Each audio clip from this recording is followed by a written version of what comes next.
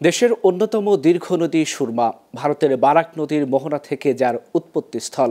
পাহাড়ি ঢলে ভেসে আসা বালি, নুড়ি পাথর সহ পলিতে নব্যতা হারিয়েছে সুরমা নদীর তলদেশ। নাব্যতা হারানোর কারণে সামান্য বৃষ্টি বা ঢলের পানিতে সুনামগঞ্জ শহর ও গ্রামে দেখা দেয় বন্যা। ভয়াবহ বন্যা থেকে বাঁচতে শিগগির সুরমা নদী খননের দাবি সুনামগঞ্জবাসীর। সুনামগঞ্জ থেকে মিজানুর রহমানের পাঠানো তথ্যচিত্রে ডেস্ক রিপোর্ট।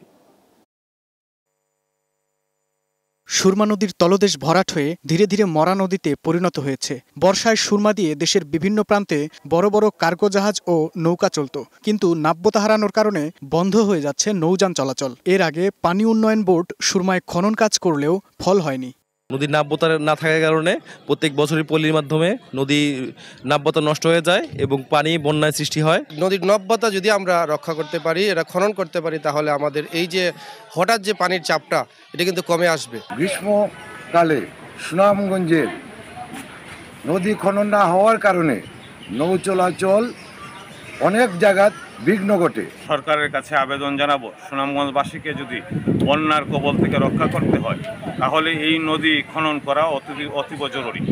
নদী খননই সমাধান নয়, খননের পাশাপাশি নদীর দুই পাশে বাঁধ নির্মাণ করতে হবে বলে জানালেন এই সংসদ সদস্য।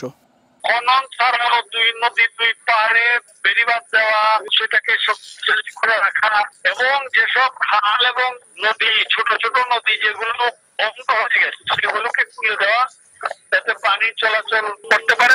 সুনামগঞ্জ জেলা জুড়ে 91 কিলোমিটার নদী খননের কাজ হয়েছে, তবে দীর্ঘদিন ধরে খনন হয়নি এমন নদীর সংখ্যা কম নয় বলে জানান পানি উন্নয়ন বোর্ডের এই কর্মকর্তা।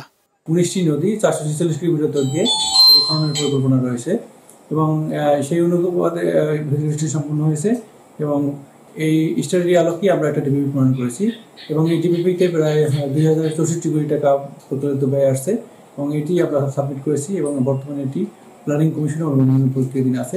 Global television news desk.